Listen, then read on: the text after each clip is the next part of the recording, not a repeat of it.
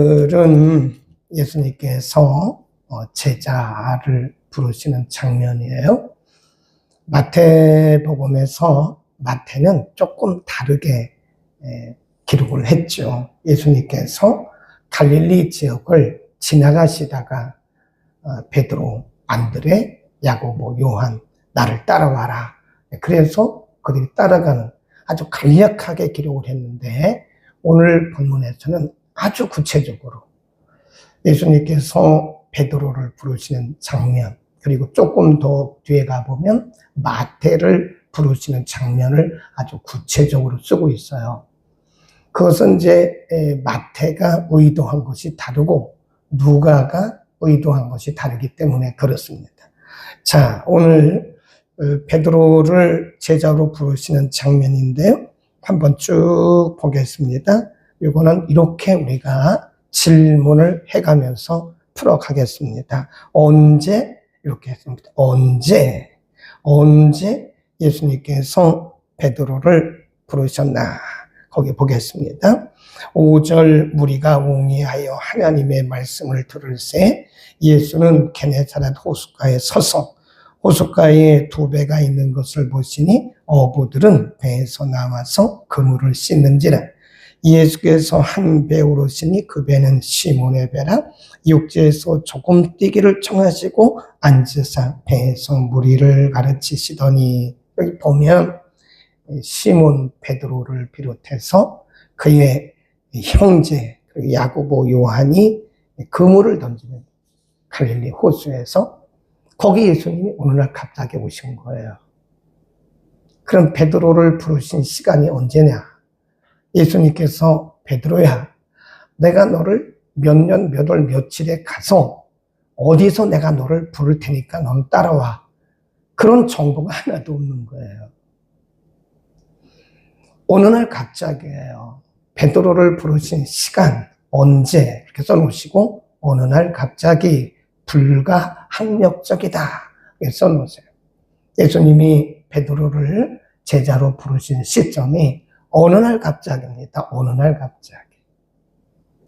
그들이 미리 준비한 것도 아니에요. 뒤에 가보면 마태를 부르시는데 그때도 역시 마태도 어느 날 갑자기 예수님께서 지나가시다가 나를 따라와. 그리고 그를 부르신 거예요. 하나님께서 우리를 부르시는 것은 어느 날 갑자기입니다. 우리를 하나님의 일꾼으로 부르시는 것도 어느 날 갑자기. 우리 그걸 뭐라고 하냐면 불가항력적 부르심이다. 그럽니다. 하나님의 일꾼 삼으시는 것도 우리가 무슨 조건이 있어가지고 다 준비된 상태에서 하나님 부르신 게 아니에요. 모세도 어느 날 갑자기 부르신 거예요. 물론 우리가 볼 때는 어느 날 갑자기죠. 하나님 편에서는 이미 계획대로 되어지는 거예요. 하나님의 시간 안에서는 계획대로 되어지는 거지만 우리 편에서 볼 때는 어느 날 갑자기 하나님께서 불가항력으로 부르시는 것이다. 우리 인생은 안 그렇겠어요? 우리 인생도 마찬가지입니다. 우리가 계획을 세웁니다. 나는 60대 뭘 하고 70대 뭘 하고 80대 뭘 하고 좋은 거죠. 그런 꿈을 꾸는 것은 좋은 겁니다. 그런데 아무런 소용이 없어요. 우리가 아무리 60대 뭘 하고 70대 뭘 하고 80대 뭘 하고 우리가 다 아무리 계획을 세워놔도 우리는 하나님의 시간을 몰라요. 하나님께서 우리를 부르시는 그 시간도 모릅니다. 언제 하나님이 우리를 부르시는지 모릅니다. 어떤 분은 식사하다가 갑자기 심장마비로 죽었다잖아요. 아무도 몰라요. 하나님께서 우리를 하나님의 사람으로 부르시는 것이나 하나님이 이 땅에 있는 동안 우리의 인생을 마감하고 우리를 하나님의 세계로 부르러 가는 그 시간이나 아무도 모릅니다. 그래서 우리는 모든 시간의 주인은 하나님이시다. 그래서 우리는 하루하루 1초도 낭비하지 말고요. 세월을 아껴야 됩니다. 시간을 아껴가면서 정말 하나님이 지금 나를 부르실지라도 하나님이 오늘 나를 부르실지라도 나는 하나님 앞에 순종하고 따라갈 준비가 되어 있는가. 하나님이 오늘 나를 내 나라로 와라, 천국으로 와라 라고 부르신다면 나는 오늘 하나님 앞에 감사합니다 하고 갈 수 있겠는가? 우리는 우리의 시간을 모릅니다. 하나님밖에 몰라요. 그래서 우리는 언제 그 시간이 온다 할지라도 우리는 순종할 준비가 되어 있습니다. 아멘. 어느 날 갑자기 써놓으셨죠. 그 다음에 두 번째, 어디서 베드로를 부르셨나? 어디서 부르셨죠?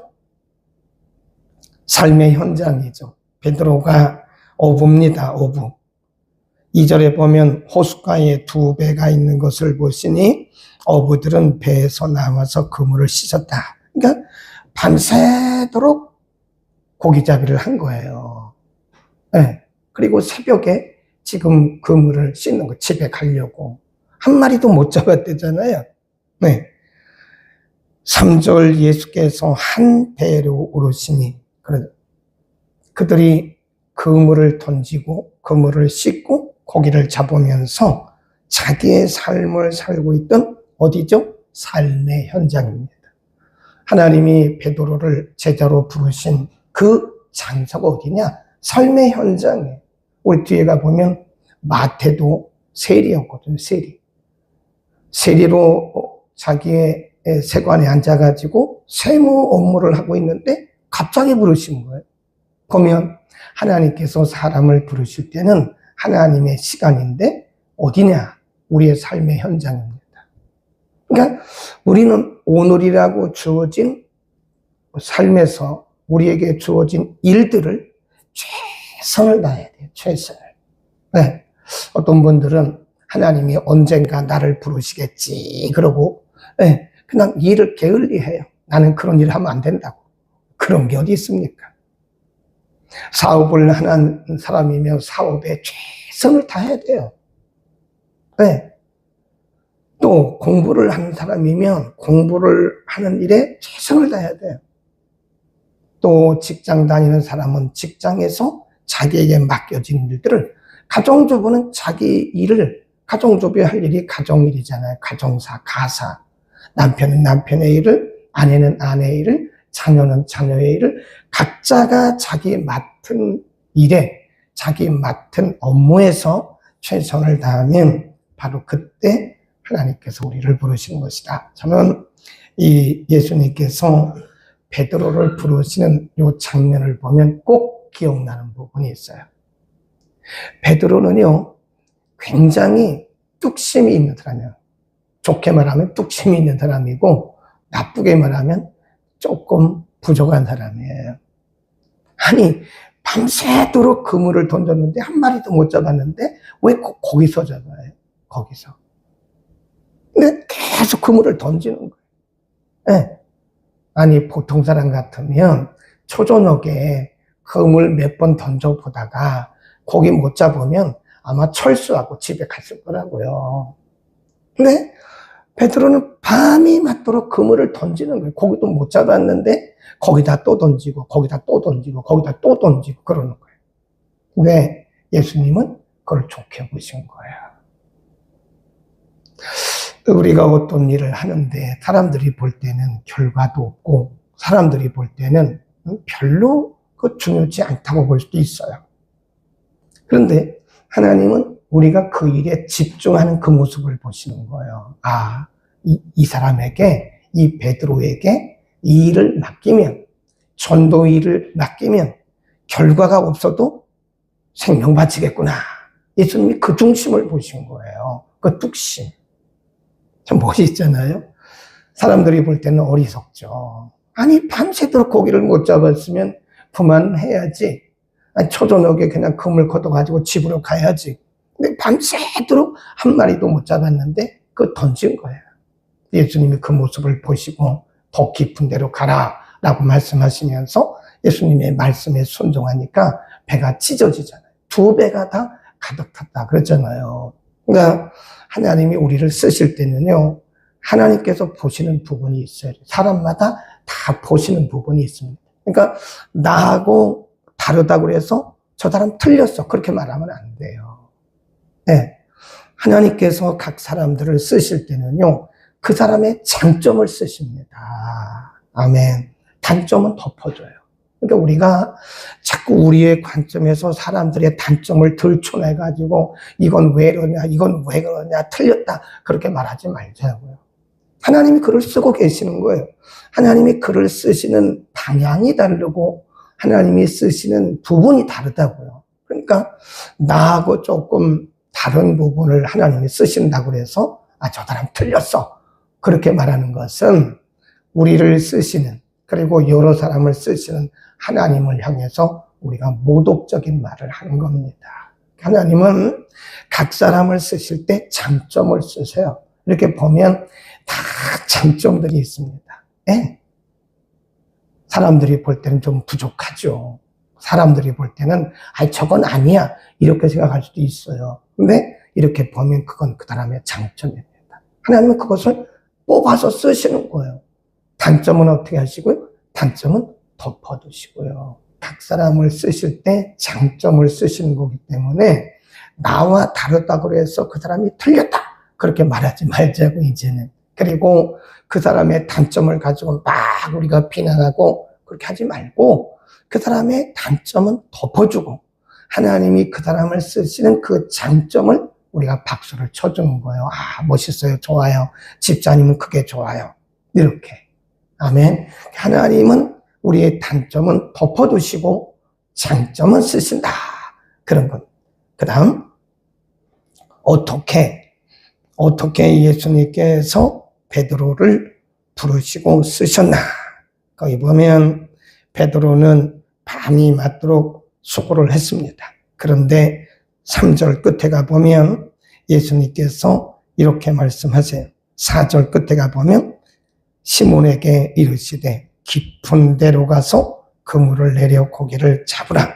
시몬이 대답하여 가로되 선생이여 우리들이 밤이 맞도록 수고를 하였으되 얻은 것이 없지만 말씀에 의지하여 내가 그물을 내리리다. 그리한즉 고기를 애운 것이 심히 많아 그물이 찢어지는지라. 이에 다른 배에 있는 동물을 데리고 2배에 가득 찼다. 8절 시작.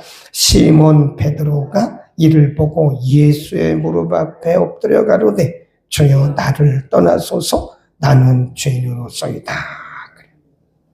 그때까지 베드로는 자기에게 말씀하는 분이 누군 줄 몰랐어요. 그분이 예수님인 걸 몰랐습니다. 근데 그 기적을 보고 이분이 예수님이구나. 이분이 보통 분이 아니구나. 그리고 예수님을 알고 자기를 알았어요. 그때까지 베드로는 자기가 죄인인 걸 몰랐어요. 자기가 죄인인 걸 몰랐다고요. 근데 이 경험을 통해서 베드로는 예수님을 알게 되었고 자기가 죄인인 걸 알게 된 거예요. 이걸 뭐라 그러냐? 증거라고 합니다. 증거.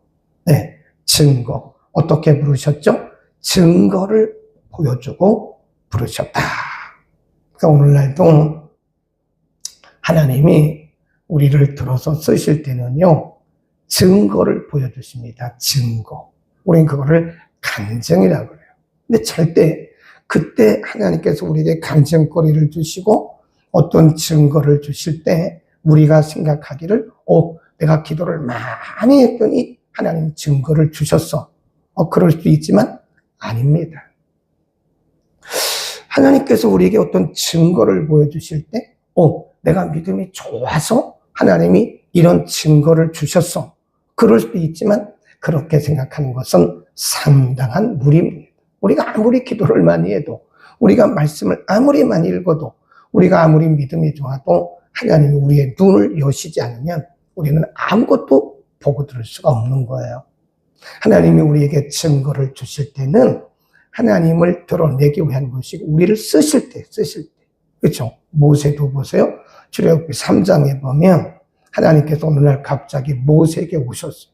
미디안 광야에 있는 모세에게, 그것도 80이나 된 할아버지 모세에게 하나님 오셨어요. 내가 너를 보내겠다. 하나님 못 갑니다. 너 가. 못 갑니다. 가라니까? 저 말 못해요. 너 형 아론이 있잖아. 하나님 그래도 저 못 가요. 가. 내 손에 있는 게 뭐야? 지팡인데? 지팡이 들고 가. 그래서 모세는요, 광야를 지나는 동안 하나님의 지팡이를 들고 계속 갔어요. 홍해를 가를 때도 하나님 말씀하기를 내 손에 있는 것이 뭐야? 지팡이입니다. 내 그 지팡이를 들어, 홍해를 향해 들어. 너는 그냥 들기만 해. 기적은 내가 베푸는 거야. 또 이스라엘 백성들이 물이 없어서 하나님을 막 원망할 때 너 손에 있는 것이 뭐야? 지팡이입니다. 하나님이 모세에게 말씀하시기를 내 손에 지팡이를 들고 가서 그랬어요. 애굽 왕에게 갈 때도 하나님이 모세에게 내 손에 지팡이를 들고 가라 그랬어요. 그게 뭐냐? 증거입니다. 증거. 그 모세가 믿음이 좋았나요? 아니잖아요. 모세가 무슨 남들보다 탁월했나요? 아니잖아요. 하나님이 그를 쓰시기 위해서 그에게 증거를 주시는 거예요. 아멘. 하나님이 우리를 쓰실 때는요, 우리의 능력에 아무런 상관이 없어요. 관계없어요. 그거하고는 상관없이 하나님의 하나님 되심을 드러내기 위해서 하나님이 불가항력적으로 우리에게 기적을 보여주시는 것이다. 그러니까 여러분이 무슨 기적을 여러분을 통해서 하나님께서 기적을 일으키셨다고 해서 내가 능력이 있어서 기적이 나타났다. 다 와라. 내가 기도하면 된다. 그런 말을 해서는 안 됩니다. 하나님이 필요할 때 우리를 통해서 하나님의 하나님 되심을 드러내기 위해서 증거를 보여주시는 거예요. 하나님의 영광을 위해서. 아멘. 그러니까 어떻게 하나님께서 우리를 부르신다고요? 증거를 주시면서 베드로에게도 그런 증거, 순종했을 때 어떤 결과가 있는가를 증거를 보여주셨다. 그 다음에 네 번째, 무엇을 통해서 이루셨나? 굉장히 우리가 주목해서 보면요, 굉장히 의미가 있어요. 보면 지금까지 베드로, 안드레, 야고보, 요한이 이 현장에 있습니다. 지금 동업자라고 그랬는데 마태복음에 보면 베드로, 안드레, 야고보, 요한입니다. 이 사람들의 직업이 뭐냐면 이 사람들의 직업이 어부예요. 어부.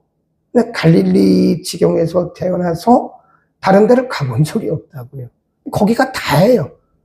온 세계라고 하는 것은 갈릴리 지경입니다. 다른 데를 가본 적이 없다고요. 거기서 태어나서 거기서 잔뼈가 굵어가지고 거기서 업으로 살아가는 거예요. 평생을. 그런데 예수님 말씀하기를 그 증거를 보이시더니 뭐라 그래요? 그 뒤에 가보세요. 예수님께서 증거를 보이신 다음에 10절 시작. 세베대의 아들로서 시몬의 동업자인 야고보와 요한도 놀랐습니다. 예수께서 시몬에게 일러 가라사대 무서워 말라. 이제 후로는 내가 사람을 취하리라 하시니 저희가 베드로를 육지에 대고 모든 것을 버려두고 예수를 쫓으니라. 어부라니까요. 평생을 그날까지 이들은 어려서부터 갈릴리 호수에서 고기 잡는 거를 배웠고 그렇게 살았어요. 그게 그들의 청직입니다. 네, 예수님이 부르시더니 베드로에게 이제부터는 내가 고기를 낚는 어부가 아니야. 이제부터는 사람을 낚는 어부가 될 것이야. 뭘 바꿔주셨어요? 인생의 목표를 바꿔주셨어요. 거기다 써놓으세요. 무엇을 해놓고 점점하고 인생의 목표를, 삶의 목표를 바꿔주셨다. 삶의 목표, 인생의 방향을 바꿔주셨다. 아멘. 바로 그겁니다. 여러분, 만일 하나님이 우리를 부르시지 않으셨으면 우리는 아마 지금도 우리 직업에 그냥 평생을 그렇게 살아갈 거예요. 물론 그 직업이 나쁘다는 게 아니죠. 그것만 위해 살다가 그냥 죽고 말 것이라고요. 그런데 하나님이 우리 인생의 목표를 바꿔주셨어요. 우리 인생의 방향을 바꿔주시고 먹고 마시고 이런 것에서 끝나지 않고 이제부터는 우리가 영적인 일을 위해서 하나님의 영광을 위해서 복음의 진보를 위해서 살라고 하나님이 바꿔주신 거예요. 삶의 방향을 바꿔주신 거예요. 우리의 삶의 목적을 바꿔주신 거예요. 그리고 우리가 가치 있는 인생을 살고 있는 거잖아요. 아멘. 기도하겠습니다. 거룩하신 우리 아버지, 오늘 예수님께서 베드로를 부르시는 과정을 통해서 그가 예수 그리스도를 알지도 못할 때 어느 날 갑자기 불가항력적으로 오셔서 그를 부르시고 그에게는 단점도 많았지만 끝까지 하는 그의 장점을 보시고 예수님이 그를 제자로 부르셨습니다. 그는 평생을 어부로 살았기 때문에 특별한 영적 체험이 없었지만 많은 고기를 잡는 예수님의 말씀대로 순종했을 때 많은 고기를 잡는 기적을 통해서 증거를 보여주셨고 결국은 그의 인생의 방향과 인생의 목적을 바꿔주셨습니다. 생각해보면 우리는 모두가 다 제2의 베드로입니다.